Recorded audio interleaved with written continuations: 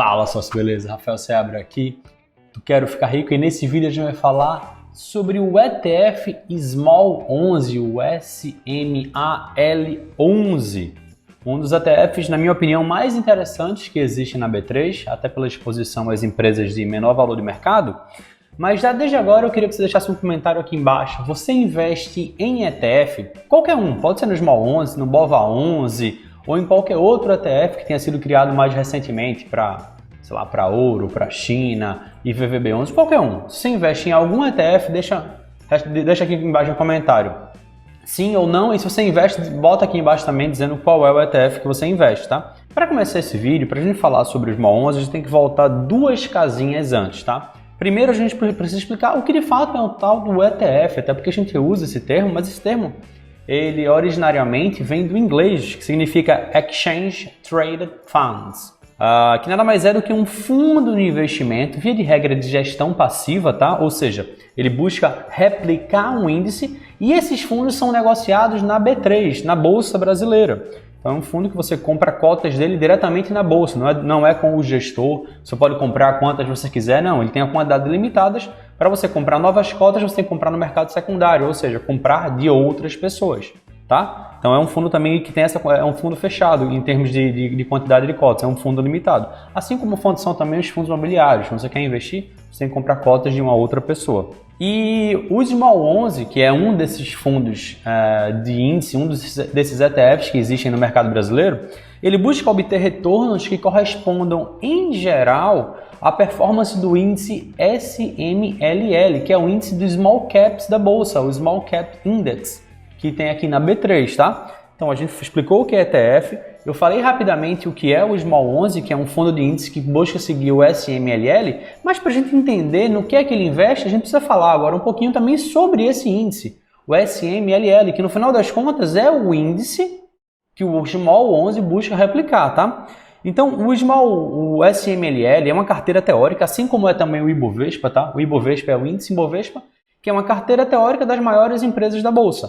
Já o SMLL, ele é basicamente o oposto. É uma carteira teórica de ativos compostas pelas empresas de menor capitalização, ou seja, de menor valor de mercado na Bolsa. Mas como assim, Rafael? Quanto? Ela tem que ter 1 bilhão de patrimônio? 2 bilhões? 5? 10 bilhões de patrimônio? Essa é uma pergunta muito comum que o pessoal pergunta: o que é que define uma empresa small cap? Que é essas empresas de menor capitalização. Não existe uma definição geral, global para isso, tá? E tanto aqui tem gente que até classifica microcaps, aquelas empresas ainda menores, mas para fazer parte do índice, aí eu fui direto na metodologia, porque aqui não tem erro. Basicamente, o critério que eles usam é o seguinte, vou explicar da maneira mais simples possível. Eles pegam todas as empresas listadas na Bolsa, botam em ordem de valor do mercado, em ordem decrescente, da maior para menor, e aí eles vão somando até aquelas quando somar 85% do valor do mercado total. Quando pegar aquele pedaço das empresas que representam 85% do valor do mercado total da Bolsa, eles tiram essa e aquelas que sobram são as small caps, segundo o índice SMLL, tá? Então essa é a metodologia, tem outros fatores também, liquidez, não ser penny stocks, ter feito IPO há pelo menos um ano, e essa carteira ainda tem outro fator, ela é revisada quadrimestralmente, ou seja, a cada 4 meses, assim como a carteira do Ibovespa, a carteira do SMLL também é revisada quadrimestralmente.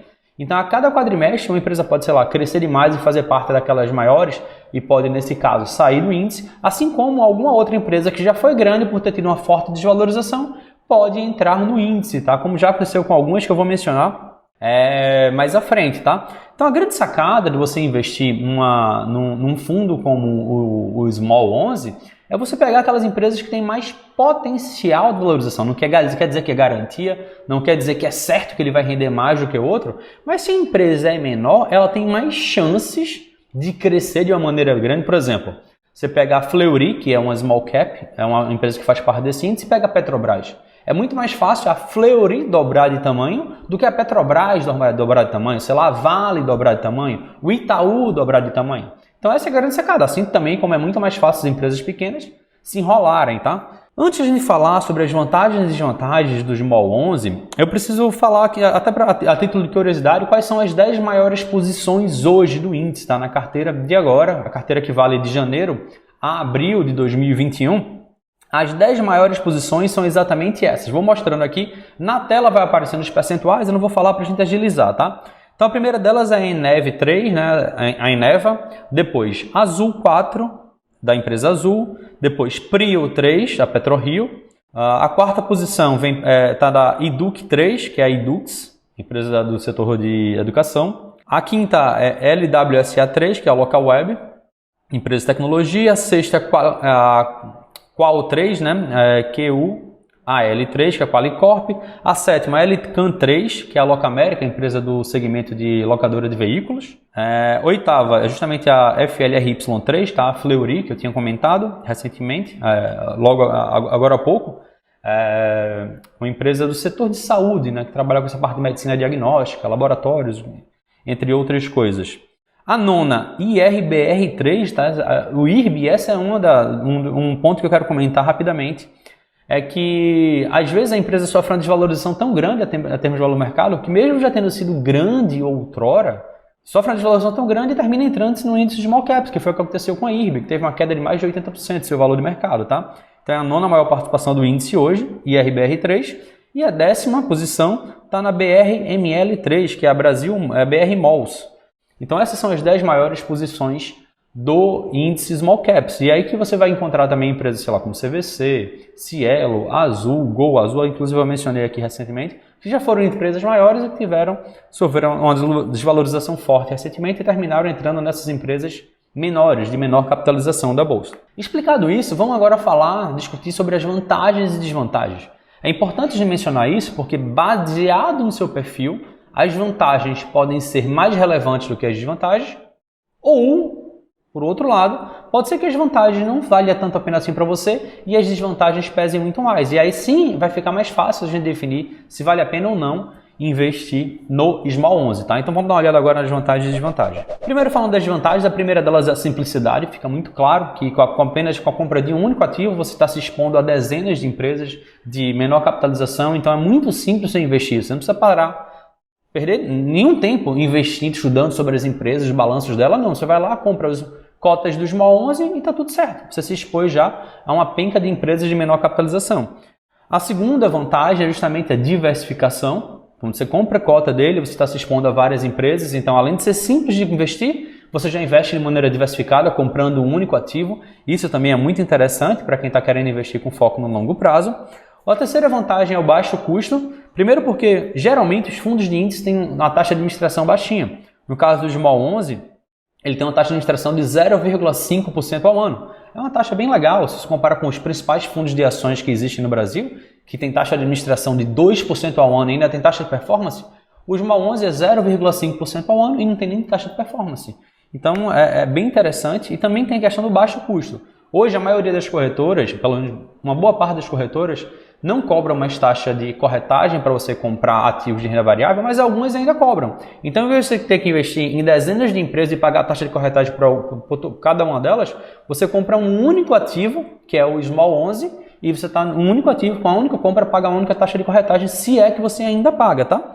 E a quarta vantagem é justamente você ter uma exposição a essas menores empresas da bolsa, que eu já tinha falado agora há pouco tempo, que a grande sacada delas é que elas têm um potencial maior de crescimento. Não é uma garantia de que vai crescer, mas é muito mais fácil uma empresa pequena dobrar de tamanho do que uma empresa gigante, homérica, dobrar de tamanho.